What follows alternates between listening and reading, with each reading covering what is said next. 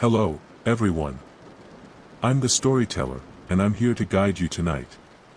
I know you use this video to help you fall asleep, so before you do, don't forget to like the video and subscribe to the channel. Also, let me know where you're from and what time it is for you right now. Now, settle in, get comfortable, and relax.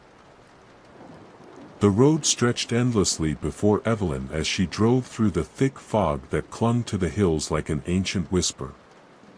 Her destination, Blackwood Manor, an estate long abandoned, rumored to be haunted, yet irresistibly intriguing.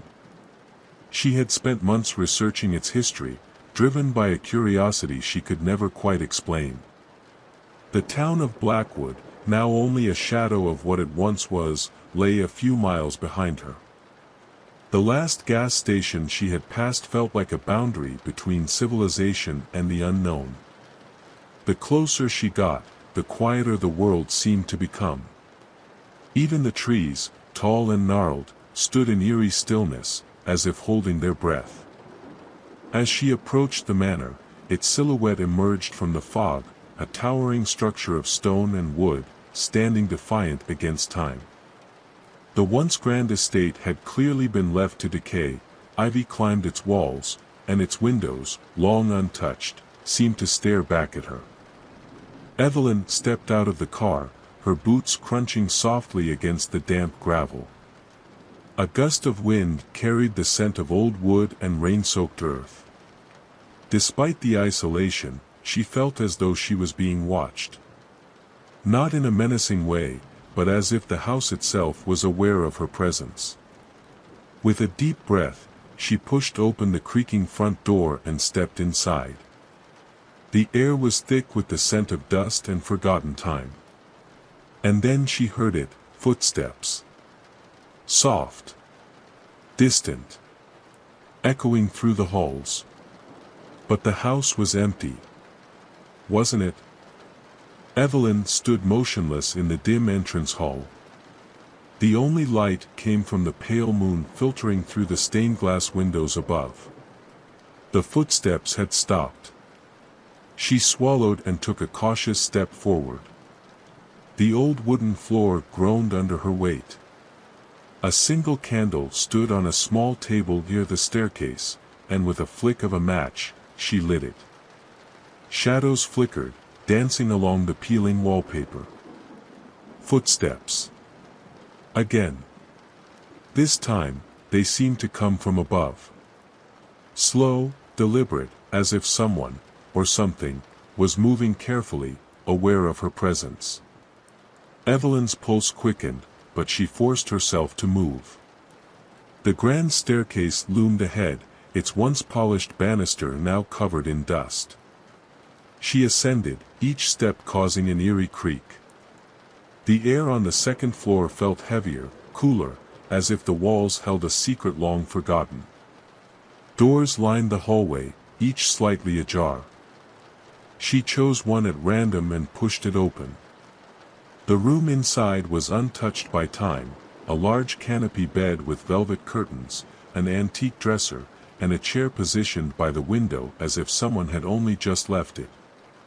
She turned to leave. And the door slammed shut behind her. Evelyn spun around, her breath catching in her throat. She reached for the doorknob, but it wouldn't budge. Her candle flickered violently, as if an unseen breath had tried to snuff it out. The sound of footsteps grew louder. They weren't just an echo now. They were right outside the door. And then, a whisper. Soft, unintelligible at first. But as she strained to listen, the words became clearer. Why have you come? Evelyn's heart pounded. She turned back to the room, scanning for another exit. The window. If she could just. The whisper came again. Closer. Do you hear them too? The candle flickered once more and died, plunging the room into darkness. She fumbled for her phone, but before she could turn on the flashlight, a faint glow began to spread across the room. It came from beneath the floorboards. Evelyn hesitated, then knelt down. The wood was loose, worn away by time and neglect. With trembling fingers, she pried it up. Beneath the floor lay a small, tattered book. Its pages were yellowed, its cover cracked. But as she opened it, the words inside sent a shiver down her spine. To whoever finds this, the house does not forget. The footsteps you hear are the ones that never left. The air around her grew impossibly still. And then, the footsteps returned. This time, they were in the room. Right behind her. A cold breeze brushed the back of her neck. Slowly, hesitantly, Evelyn turned. There, in the flickering light from the exposed floorboards, stood a figure.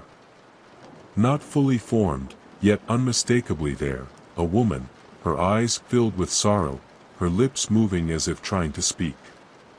Evelyn held her breath, waiting. The woman lifted a hand, pointing to the book. Evelyn looked down at it again, flipping through the brittle pages. Each entry told a story of someone who had once stepped inside this house, visitors, residents, all who had come before her. And then she saw it. The last entry. A name, scrawled hastily, as if the writer had been interrupted. Evelyn. Her blood turned to ice. She looked up, but the figure was gone. The footsteps had stopped. The house had given her its warning. And now, it was her turn to leave, before she became just another echo. I had always dreamed of a peaceful life in the countryside, far from the noise and chaos of the city. My wife, Emily, shared the same wish. When we found an old Victorian mansion for sale, at a price that seemed too good to be true, we didn't hesitate. The house was magnificent, with tall windows, intricate wood carvings on the doors, and a sprawling yard that blended into the forest beyond. From the moment we stepped inside, something felt off. Nothing obvious, just a strange sense that we weren't alone. I chalked it up to excitement and exhaustion from the move. But then, on our very first night, at exactly 2 in the morning, we heard them. Footsteps. Deep, slow, rhythmic footsteps echoing down the hallway. I lay awake, telling myself it was just the house settling, old wood shifting and creaking. But as the nights passed, the sounds became more distinct. The footsteps had a pattern. They would start downstairs, move up the staircase, and stop right outside our bedroom door. The first time it happened, Emily grabbed my hand, squeezing it tighter than ever before. "Do you hear that?" she whispered. I nodded, sitting up and listening. The doorknob started to turn. I jumped out of bed, grabbing the closest thing I could use as a weapon, a lamp from the nightstand. My heart pounded as I yanked the door open. There was no one there. The hallway was empty. Just the long shadow of the staircase leading into the darkness below. I couldn't just leave it at that. The next night, I set up motion-activated cameras in the hallways, determined to find out what was happening. Emily wasn't thrilled about the idea. "What if you find something you don't want to know?" she asked. "Then at least we'll know what we're dealing with," I replied, though I wasn't sure I really wanted the truth either. The following morning, I scrolled through the footage on my laptop. My hands trembled. The video clearly showed dark, shifting shapes moving through the hallway. Shadows with no source. In one chilling moment, a formless figure stood outside our door. The knob slowly turned. And then, just as suddenly as it had appeared, it vanished into thin air.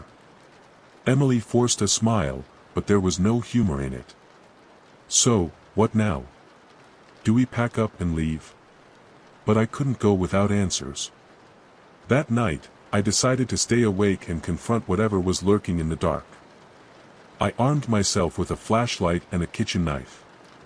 Emily couldn't sleep. She lay beside me, fists clenched, as we waited for the clock to strike 2. And then, like clockwork, the footsteps began again. Slow. Intentional. I gripped the doorknob and pulled the door open. The hallway was empty, but the air, it was different. Thick. Cold. Charged with an invisible force. I turned toward the staircase. And that's when I saw it. At the bottom of the stairs stood something tall, shadowy, and black as the void itself. It had no face. Just an elongated form with long, twisted fingers. Then it tilted its head to the side, as if studying me. And it moved. I slammed the door shut and braced my weight against it. Emily screamed as I grabbed a chair and wedged it under the knob. Silence. Then, a whisper. Not words. Not sounds I could understand. Just a soft, hissing noise seeping through the walls, as if the house itself was breathing. Emily clutched my arm. "We have to go," she whispered. I didn't argue. At sunrise, we packed our bags and rushed to the car. Just as we were loading the last of our things, the real estate agent pulled into the driveway, looking puzzled when he saw us. "What's going on?" he asked, glancing at our hurried exit. I couldn't contain my anger. "What the hell did you sell us?" I nearly shouted.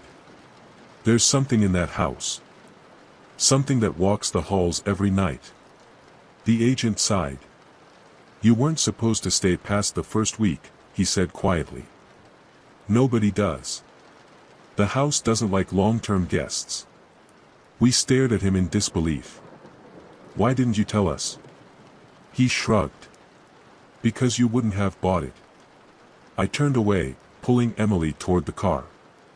As we drove down the road, I refused to look in the rearview mirror. I was afraid I might see something. We never looked back. But sometimes, when I wake in the dead of night, when the world is completely silent and my heart pounds in my chest, I hear them. Those same footsteps. Somewhere in the distance. And they seem to be getting closer every night.